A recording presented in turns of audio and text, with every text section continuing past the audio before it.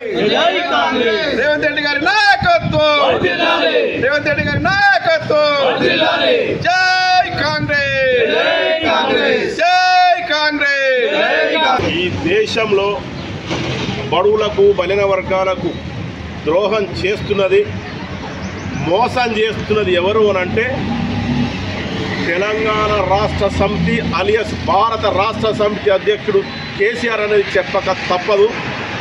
ఎందుకనంటే మొన్న జరిగిన శాసనసభలో సూర్యాపేట శాసనసభ్యుడు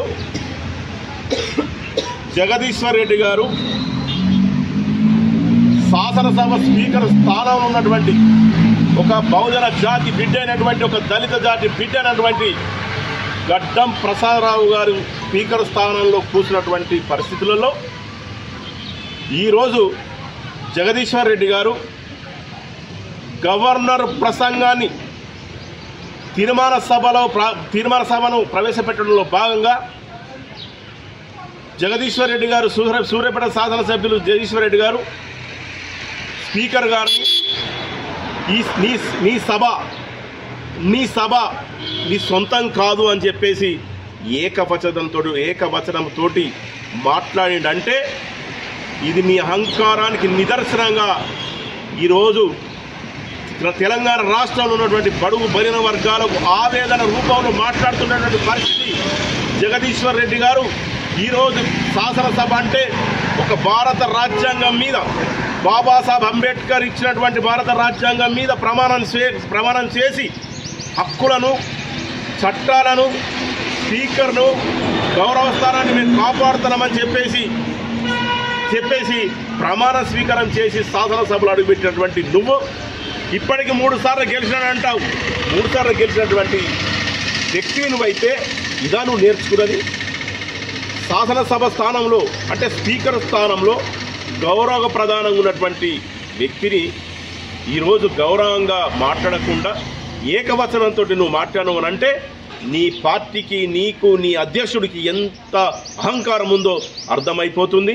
ఈరోజు మేము గౌరవ స్పీకర్ గారిని గడ్డం ప్రసాదరావు గారిని ఏకవచనంతో పిలిచినటువంటి నువ్వు ఉన్నటువంటి నీకు ఈరోజు ఈ సెషన్స్లో నిన్ను బహిష్కరణ చేయడం జరిగింది.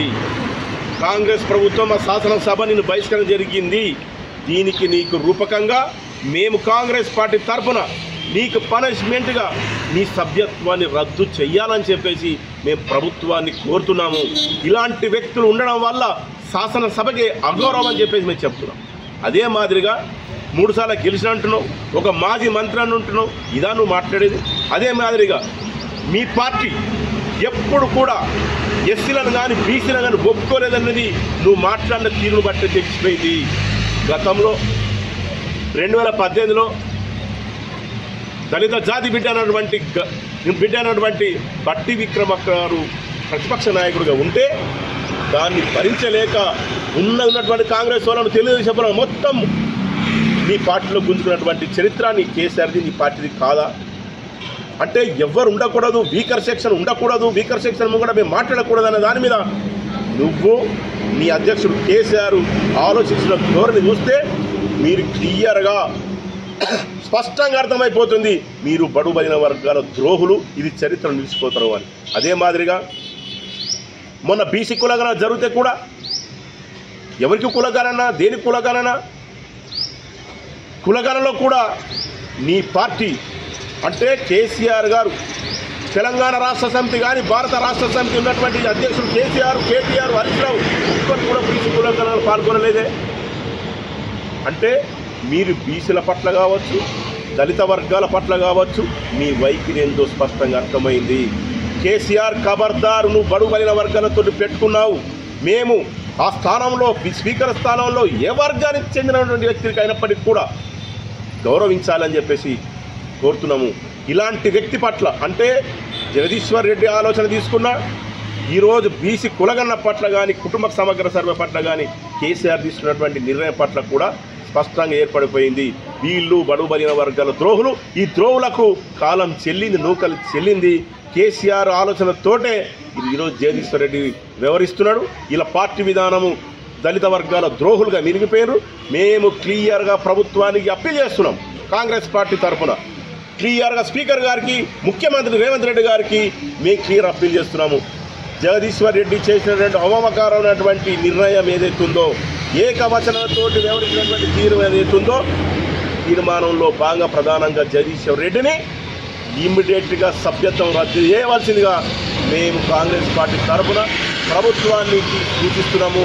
అదే మాదిరిగా బడుగు వర్గాలతోటి పెట్టుకున్నటువంటి కేసీఆర్, మీరు ద్రోహులను, మీలాంటి వాళ్ళను ఈ సమాజం ఉపేక్షించదు.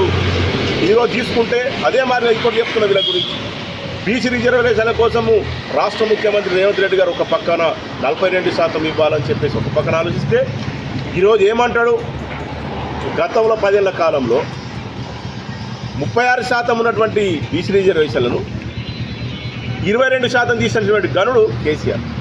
కాబట్టి ఓవరాల్గా తీసుకుంటే వీళ్ళు వీకర్ సెక్షన్కు బడుగు ఎవరికైనా ద్రోహులు, ఈ ద్రోహులను చరిత్ర క్షమించదు. చివరిగా ప్రజల తరఫున ఈరోజు అసెంబ్లీలో చేసినటువంటి జగదీశ్వర్ రెడ్డి చేసినటువంటి వ్యవహారం పట్ల ఈరోజు తెలంగాణలో ఉన్నటువంటి బడుగులు, బలిన వర్గాలు, విద్యావంతులు, మేధావులు ప్రతి ఒక్కరు కూడా ఆలోచించాలి, వీళ్ళ వైఖరిని ఆలోచించాలని చెప్పేసి కోరుతూ జగదీశ్వర్ రెడ్డిని పూర్తి స్థాయిలో సభ్యత్వాన్ని రద్దు చేయాలని స్పీకర్ గారికి రాష్ట్ర ప్రభుత్వానికి కోరుతున్నాం.